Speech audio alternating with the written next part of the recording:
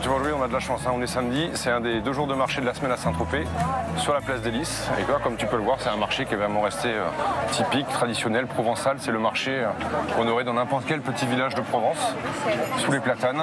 Mais Saint-Tropez a quand même plusieurs visages, hein. Il y a le Saint-Tropez historique, petit village de pêcheurs, le Saint-Tropez très touristique de cartes postales, comme ici sur la place des Lys. C'est aussi le Saint-Tropez des boutiques de luxe et des VIP. C'est clair, c'est sûr que Saint-Tropez, il y a une parenthèse de 3-4 mois durant l'été où c'est extrêmement luxe, où il y a une clientèle jet set. Mais pour moi, cette clientèle-là vient durant l'été à Saint-Tropez parce que c'est un village provençal qui a gardé son âme. Merci. Merci beaucoup. C'est une très bonne journée. C'est gentil, voici. Alors, Goûte-moi ça, tu vas voir un peu.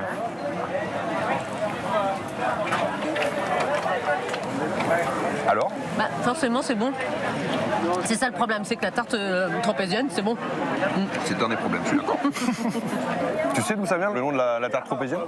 Déjà de Saint-Tropez, ça c'est sûr, mais... Saint-Tropez, bien sûr, Ouais. mais celle qui a vraiment donné naissance au Saint-Tropez moderne, ça reste Brigitte Bardot, Oui. qui est venue ici, elle était toute jeune, hein. C'était en 57 quand ils sont venus tourner Et Dieu créa la femme. Et en fait, pendant le tournage, l'équipe du film venait chercher les repas du staff, les sandwichs, les salades, les pâtisseries, dans une toute petite pâtisserie qu'il y avait à Saint-Tropez. Et Brigitte Bardot est tombée amoureuse de cette pâtisserie et lui a dit mais tu dois absolument continuer à faire ça, c'est magnifique, tu devrais l'appeler la tarte tropézienne. Et c'est venu de là. Et voilà, grâce à Brigitte Bardot, qui a fait beaucoup quand même pour Saint-Tropez, hein, Brigitte Bardot. Hein. Qui a fait pas l'essentiel, Pour mais la pas loin quand même. notoriété de Saint-Tropez.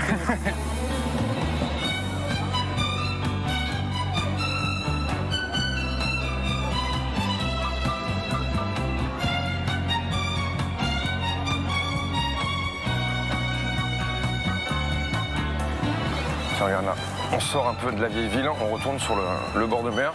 La mer est jamais loin à Saint-Tropez. D'ailleurs, des voiles sont en train de sortir à parfois la Contarde de trop. Et oui, les voiles de Saint-Tropez... Ne nous attendent pas.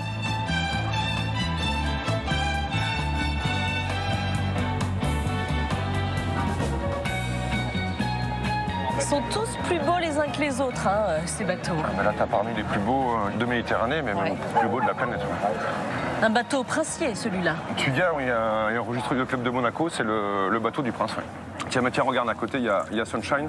Okay. C'est le bateau d'un copain. Je pense que Perry est à bord, il doit préparer son départ. Ça peut être sympa de voir s'il a le temps de nous parler de son bateau. C'est même très très sympa. C'est pas donné à tout le monde en plus, hein, quand on n'est pas marin. Un bateau sur le port de Saint-Tropez, non.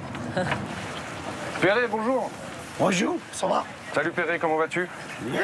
Tu es en forme? J'étais sur le port avec une amie, avec Sophie. Bonjour Perry. Et je me suis permis de monter à bord, je voulais lui montrer ton bateau. Enchanté Sophie. Vous venez compléter l'équipage pour la course?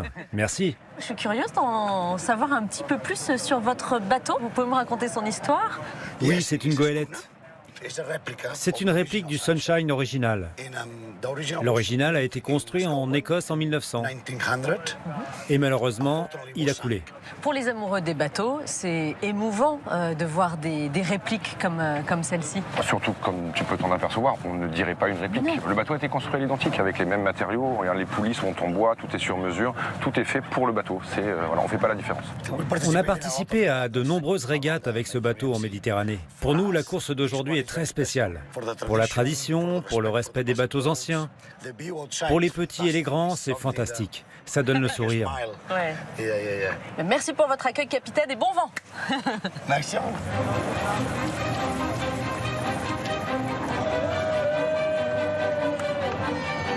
Allez Sophie, t'as vu, les bateaux partent. Faut vraiment qu'on sorte du port, on embarque et on va voir le spectacle.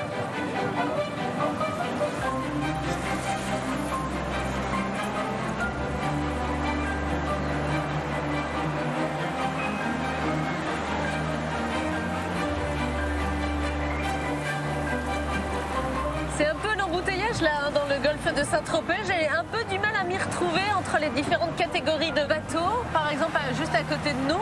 Alors là, on est sur un bateau de légende, c'est Atlantique. Alors ce qui est rigolo sur Atlantique, c'est que cette unité-là est également une réplique du vrai bateau Atlantique. Et c'est un bateau qui a eu le record de la traversée de l'Atlantique pendant quasiment 90 ans. tu visites ce bateau-là, tu as des baignoires en fonte, tu as limite un piano à queue dans le bateau. Hein. Ah, c'est des bateaux qui sont extrêmement lourds, extrêmement massifs. Et c'était un bateau, lui, en 1905, qui était à la pointe de la technologie.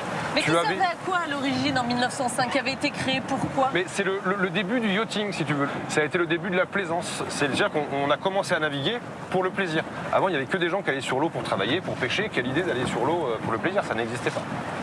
Toi, ça fait combien de temps que tu assistes à ces vols de Saint-Tropez? Je crois que c'est mes 14e. Ok. Mais tu veux que je te dise, je viens toujours avec le même plaisir et comme un enfant le matin de Noël. J'ai les yeux qui s'émerveillent à chaque fois. Il y a une ambiance un peu de fête, c'est la fin de la saison pour tout le monde. Après les voiles de Saint-Tropez, tous les bateaux vont rejoindre leur port d'attache, les équipages débarquent. C'est la fin de l'été. Attention pour le départ. 5, 4, 3, 2, 1, top. Allez, top.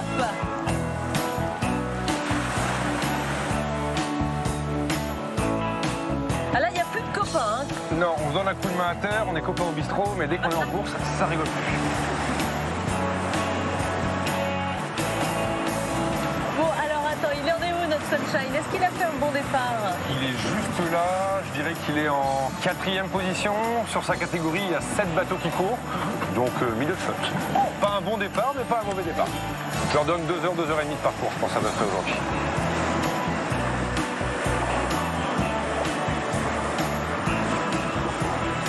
Dis donc, toi qui es un amoureux des bateaux, t'es pas un peu frustré là d'être à la barre de ton bateau moteur? Tu rêverais pas d'être plutôt à bord d'un vieux gréement comme celui-là? Ouais, tu commences à bien me connaître, hein, mais...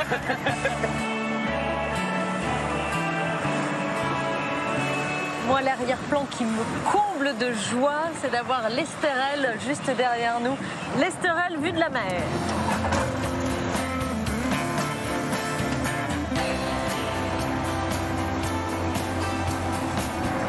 Donc accélération, on laisse décoller et c'est parti. Lionel et Thomas, eux, ont choisi la version Estérel vue du ciel. Coincé entre Cannes et Saint-Raphaël, le massif est constellé de pics rocheux. On va directement sur le mont Vinaigre, qui est à une altitude d'à peu près, je crois, c'est 614 mètres. On va faire une leçon de pilotage, donc c'est intéressant parce qu'il y a le relief. Et le relief va nous permettre, en fait, permet surtout à l'élève d'appréhender les altitudes. C'est le terrain de jeu favori de Thomas pour confier ses astuces de pilotage.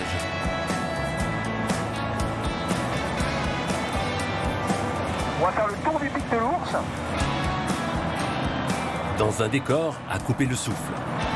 Les paysages changent parce que la luminosité change aussi en fonction des heures.